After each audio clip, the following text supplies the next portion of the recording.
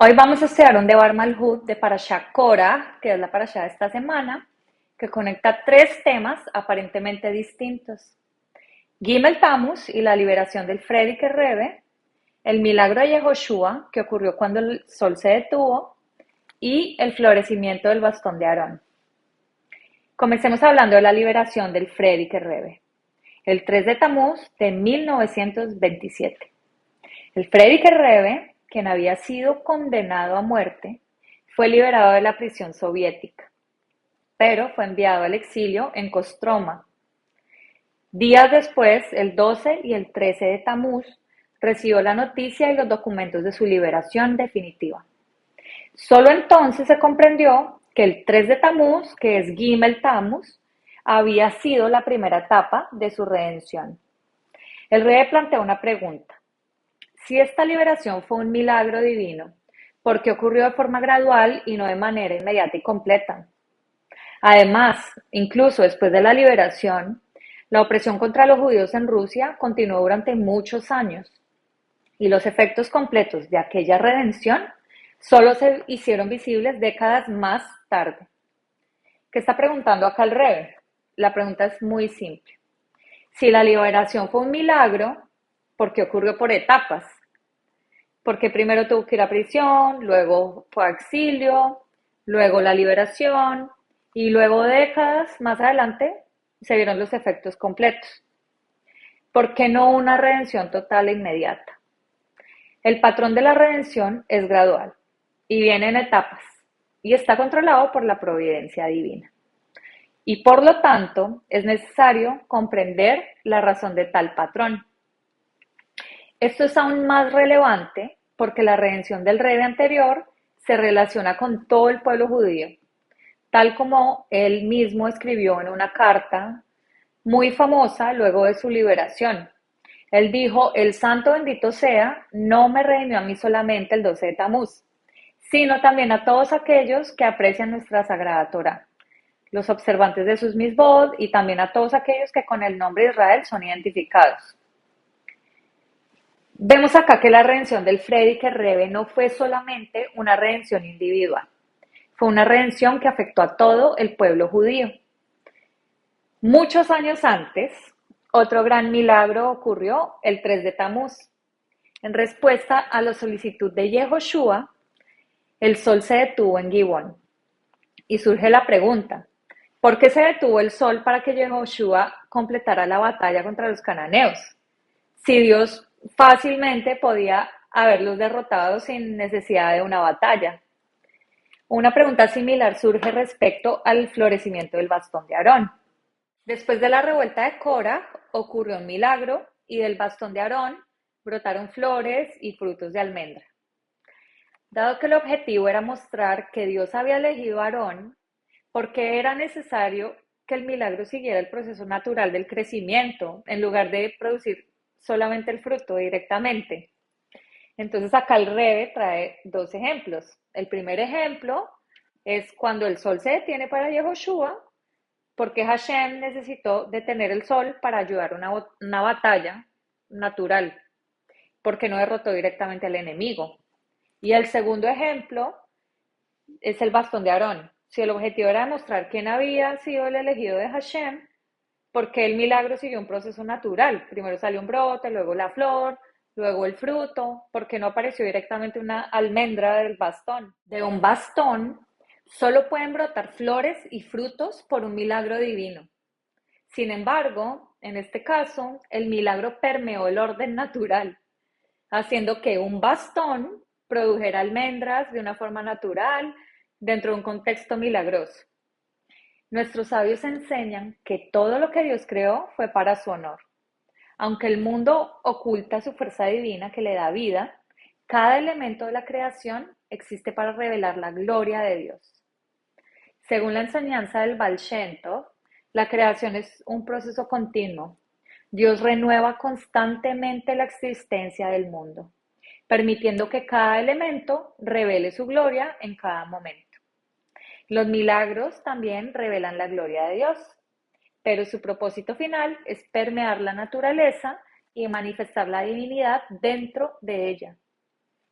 Esto se reflejó en el florecimiento del bastón de Aarón, porque el milagro se expresó siguiendo un proceso natural del crecimiento de una almendra.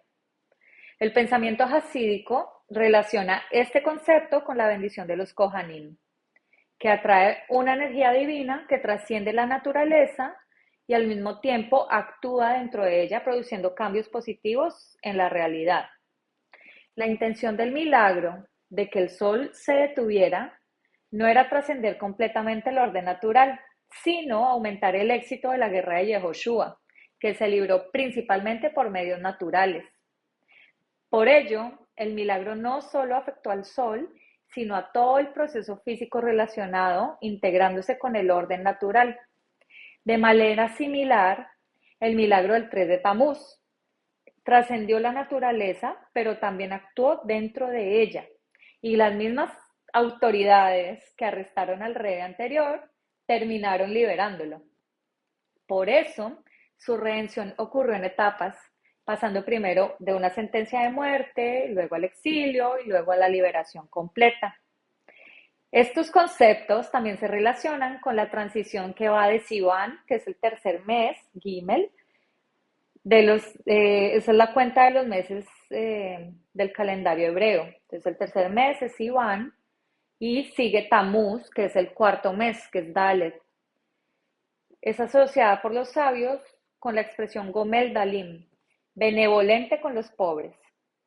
Esto se refleja en la letra Dalet, que simboliza el bitul. El bitul es la autoanulación y es la conexión esencial del alma judía con Dios. La Dalet representa la humildad que conecta a la persona con la santidad. Entonces, cuando vemos que las mismas personas que arrestaron al rey anterior fueron las mismas que los liberaron, es exactamente el mismo patrón. La naturaleza misma termina ayudando al milagro. Los opositores terminan ayudando a la redención. Esto refleja la naturaleza del cuarto mes, este mes de Tamuz, la transformación del exilio y la pobreza en redención. Incluso en los momentos más bajos puede revelarse el punto esencial del alma judía y su conexión con Dios. De la Parashá Korah y el florecimiento del bastón de Aarón, aprendemos que la difusión del hasidismo y todo servicio a Dios deben realizarse con rapidez, vitalidad y alegría. El bastón de Aarón, colocado junto al maná, también enseña que el sustento proviene de Dios.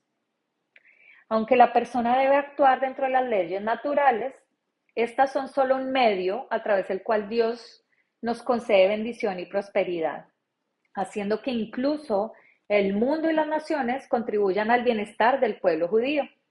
Entonces, debemos intensificar la tarea de expandir los manantiales del hasidismo hasta que forme parte esencial de la vida de la persona. La difusión del hasidismo debe abarcar el intelecto, las emociones, influir en otros y alcanzar incluso los lugares más alejados de la santidad. Aunque parezca que la labor de un solo judío tiene poco impacto, en realidad el mundo está preparado para la llegada del Mashiach. Y cuando una persona cumple adecuadamente su misión, el propio mundo le ayuda. Por ello, desde el 3 de Tamuz se debe fortalecer la difusión del hasidismo. En particular, aprovechar estos meses de verano para acercar a los niños al judaísmo con alegría y vitalidad y utilizar los Shabbat para estudiar Pirkei Avot en profundidad y mantener las costumbres hasídicas de estudio. Estas actividades acelerarán la llegada de la redención completa y el retorno a Eretz Israel, a Jerusalén y el Beis Hamikdash. Para concluir, la enseñanza práctica del Rebbe es que Gimel Tammuz no es solamente una fecha histórica, es una instrucción para nuestra generación. ¿Cuál es? Difundir los manantiales, hacer que el hasidismo forme parte de nuestra naturaleza y reconocer que el mundo ya está preparado para la Geula. Ahora, para terminar, que cada uno de nosotros se pregunte, si los mayores milagros ocurren cuando la divinidad se revela dentro de lo cotidiano, ¿Qué puedo hacer yo en mi día a día para que mi rutina diaria refleje más claramente la presencia de Hashem? Los invito a quedarse unos momentos reflexionando sobre esta pregunta. Si desean compartirlo, pueden escribir su respuesta en los comentarios.